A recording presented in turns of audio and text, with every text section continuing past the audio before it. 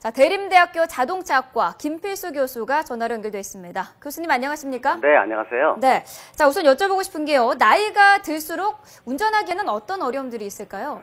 점차 힘들어진다는 겁니다. 운전이라는 것은 갑작스럽게 생기는 여러 조치가 좀 필요한데, 머리는 생각을 하더라도 손발이 움직이는 것이 고령자일수록 늘어질 수밖에 없고요. 네. 그건 실험을 통해서 많이 나오고 있습니다. 즉 다시 말하면은 인지 능력도 떨어지고 또 공간에 대한 확보 능력도 상당히 좀 저하되고 있고요. 네. 실제로 미국에서도 몇 년 전에 사고 난 것 중에서 사람을 몇 명 치는 사고가 있었는데요. 네. 그때 바로 고령자 운전이었는데 그 고령자 운전사가 실제로 사람을 치는 것을 못 느낀다는 거죠.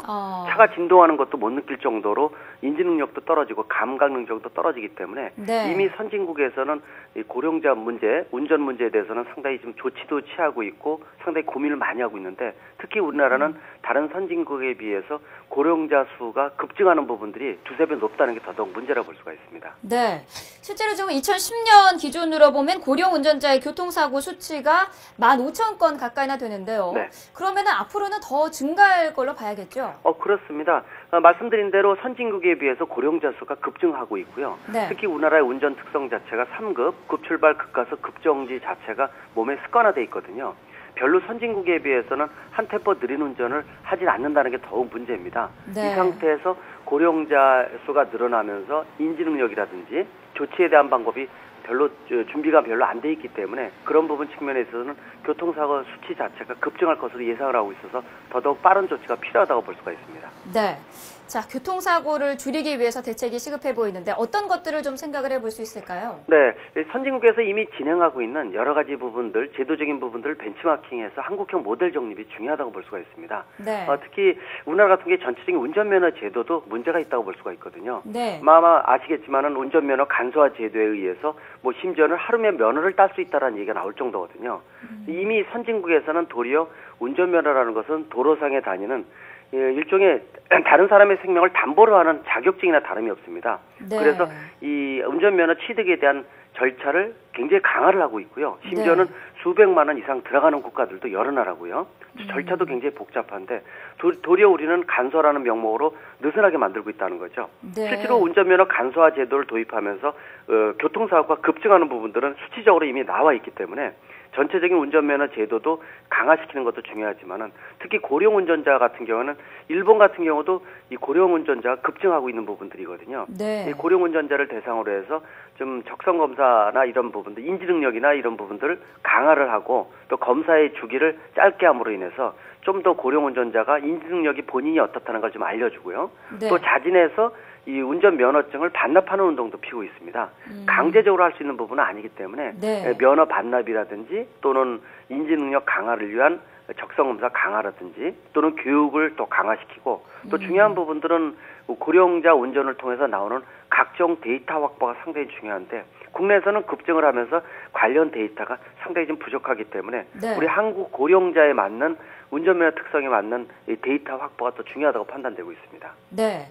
자, 적성검사 그 시기를 단축하는 방법도 말씀을 하셨는데 이 부분은 그러면 전체 운전자에 대한 말씀이신 건가요? 꼭 그렇지는 않습니다. 네. 사실 적성검사에 대해서는 젊은 층들 같은 경우에는 이 제도가 왜 있느냐, 비용만 낭비하고 형식적으로 끝나는 경우도 많다라는 부분도 실질로 제기되고 있고요. 네. 실제로 보게 되면은 그런 부분도 많습니다. 네. 따라서 일반 초기에는 적성검사 자체가 좀 느슨하게 돼 있는 부분도 있을 수가 있지만은 점차 고령 운전자 60살, 70살, 80살 넘어가면서요.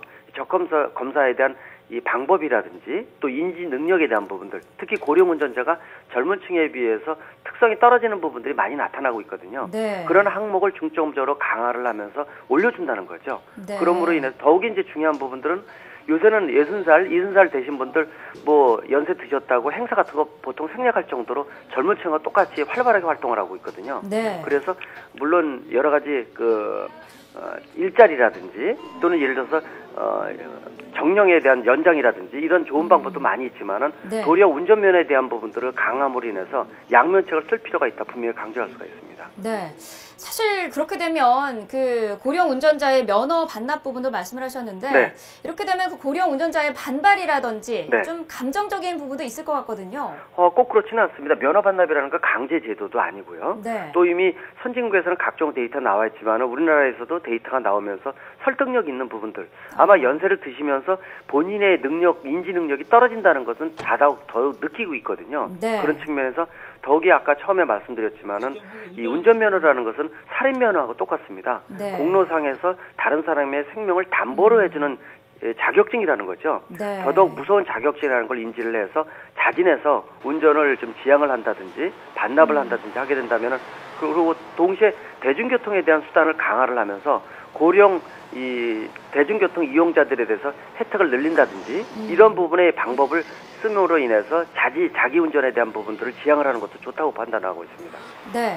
앞서 잠깐 언급은 하셨습니다만 그 선진국들이 네. 고령 운전자에 대해서 지금 어떤 대책들을 마련하고 있는지 설명을 좀 해주시죠. 네, 가장 중요한 부분들은 그 나라의 특성에 맞는 고령 운전자의 특성 데이터 정보 취득입니다. 네. 이걸 보기 위해서는 하루 이틀에 되는 건 아니고 2년, 3년 동안 고령 운전자가 어떠한 특성을 나타내고 있고 또 인지 능력이 어떻게 떨어지고 있고를 파악을 해줘야 되거든요.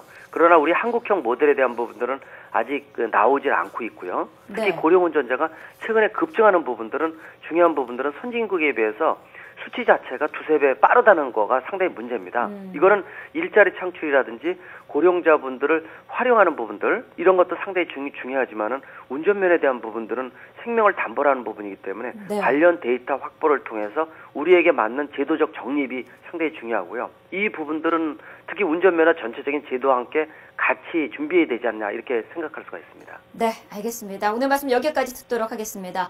대림대학교 자동차학과 김필수 교수였습니다. 오늘 말씀 감사합니다. 네, 감사합니다.